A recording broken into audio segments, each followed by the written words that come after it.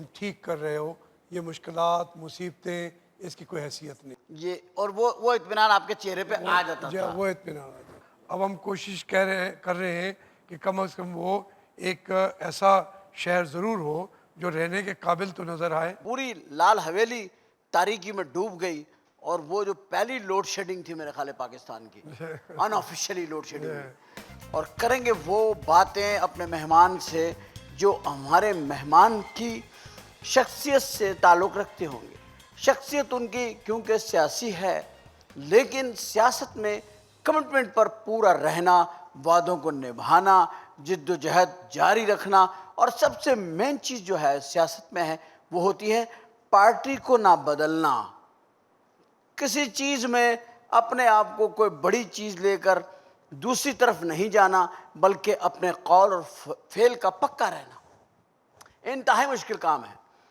اس میں جیلیں بھی کاٹنی پڑتی ہیں، اس میں مشکلوں کو بھی فیس کرنا پڑتا ہے، کیسز بھی بن جاتے ہیں.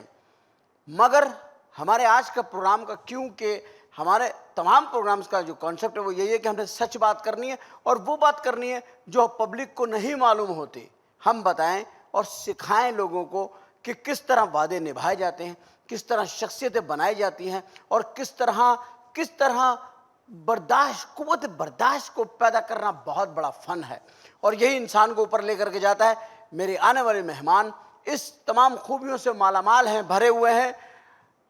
اس وقت بھی جو ہیں ممبر ہیں قومی اسمبلی، نیشنل اسمبلی کے ہمارے، اور 5 مرتبہ یہ نیشنل اسمبلی میں جا چکے ہیں. یہ 5ویں مرتبہ ہے.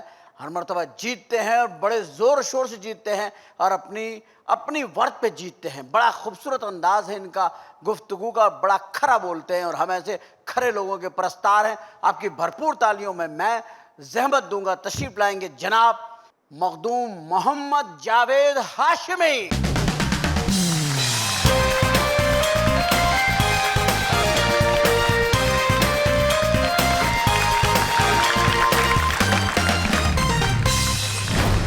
السلام علیکم سر. وعلیکم السلام. جناب کیسے مزاج ہیں آپ کے؟ مزاج درست ہے. درست ہے ماشاءاللہ. بڑا آپ کا جو فیس ہے اس پہ بڑا، میں ہمیشہ جب بھی دیکھا، میں نے مصیبتوں میں بھی دیکھا آپ کو، میں نے ٹیلی ویژن پہ، اور جیل کی گاڑیوں میں بھی آتے ہوئے دیکھا اور جاتے ہوئے دیکھا.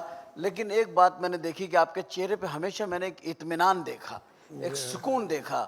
وہ کیا چیز ہے؟ اس کی کیا وجہ کیا ہے اس اطمینان کی؟ اس کی بنیادی وجہ تو ایک ہی ہوتی ہے ہمیشہ کہ جو کچھ میں کر رہا ہوں، آیا وہ میں اپنے ملک کے لیے، قوم کے لیے، اپنے آنے والی نسلوں کے لیے، آج کے دور کے لیے میں صحیح کر رہا ہوں، اور اس کا سامنا میں خود کر سکتا ہوں. جب میں خود اپنے آپ کو جواب دے ہوتا ہوں تو مجھے جواب آتا تھا تم ٹھیک کر رہے ہو، یہ مشکلات مصیبتیں اس کی کوئی حیثیت نہیں. یہ اور وہ اطمینان آپ کے چہرے پہ آ جاتا تھا. وہ اطمینان آ جاتا. کیا بات ہے، بہت عمدہ سر، بہت خوبصورت بات. وہ اطمینان آپ کے اندر میں نے ہمیشہ دیکھا. میں نے تو بڑی فرینکلی سب سے پہلی جو بات میں نے آبزرو کی آپ کی، وہ میں نے پہلی آپ کو بیٹھتے کے ساتھ ہی کہہ دی. میں کیونکہ ذاتی طور پہ بہت سارے سیاستدانوں سے ملتا رہتا ہوں اور ملاقاتیں رہتی ہیں، تو میں ویسے بھی میری شوق بھی ہے مجھے. ملتان کی بیلٹ پہ اس وقت ماشاءاللہ بڑا کرم ہے اللہ کا.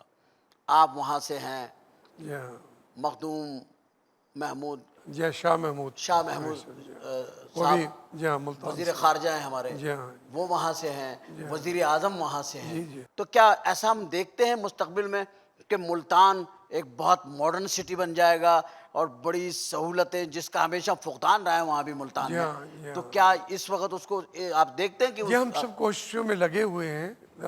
در حقیقت ملتان دنیا کا اس وقت بھی جو معلوم تاریخ میں شہر ہے وہ یا دمشق ہے یا ملتان ہے.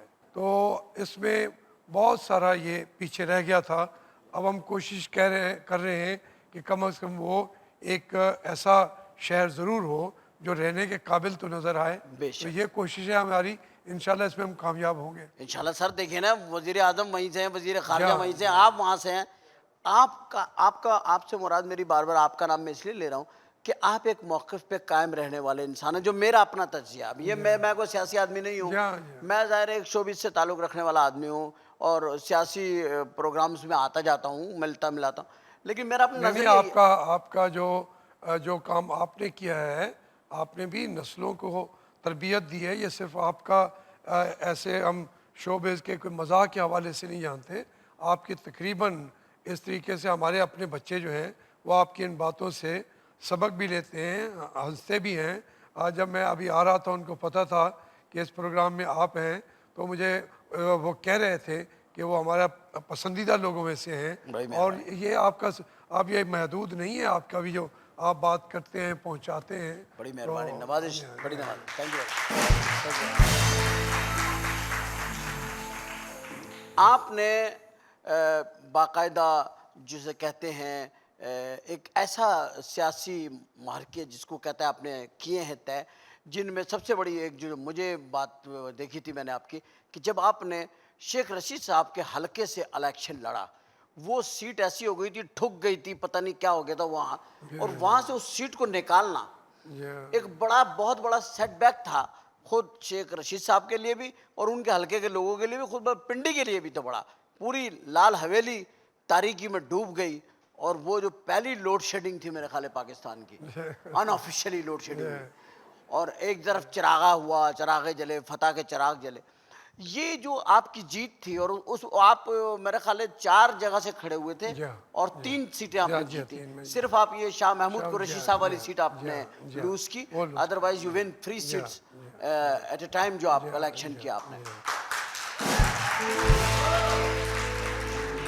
تو سر یہ جو آپ اتنی ماشاءاللہ آپ کی رفتار تھی، حالانکہ آپ کا اس سے پہلے کا میرے خیال ہے جو زیادہ حصہ ہے وہ جیل کے اندر، آپ 3.5 سال آپ جیل میں رہے، جی نہیں، میں تقریباً 6 سال جیل میں رہا ہوں اس ملا دور میں، جلا کے آگے پیچھے ملا جلا کے تو 8-9 سال ہیں یہ، لیکن یہ پچھلا دور جو تھا وہ اس 6 میں سال جی ہاں 5 سال اور 10 مہینے، تقریباً 6 سال پرویز مشرف صاحب جہاں کے پرویز مشرف صاحب کے دور، اس دور کے اندر آپ نے تقریباً 6 سال جیل جی میں ہاں رہے، آپ جیل سے آئے، آپ نے الیکشن لڑا، آپ جیتے، اور بہت بڑی بڑی سیٹیں آپ نے ماشاءاللہ ون کری۔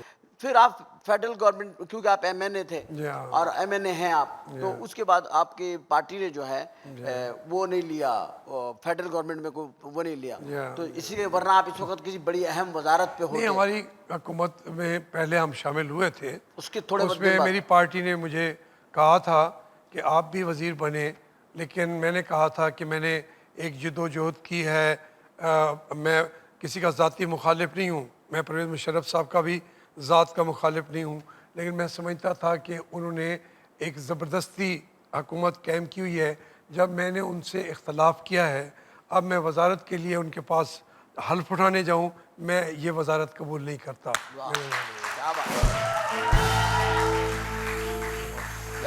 یعنی ایک موقف کے اوپر آدمی کا ڈٹ جانا ہوتا ہے نا، دیکھیں، اور یہی باتیں آپ کو جب زمانہ یاد رکھے گا، آج سے 50 سال بعد، 100 سال بعد، 200 سال بعد، تو یہ بات سے یاد رہیں گے آپ۔ آپ کے پاس کتنی جائیداد ہے، کتنی زمینیں ہیں، کتنے باغات ہیں، ویسے ہے کتنا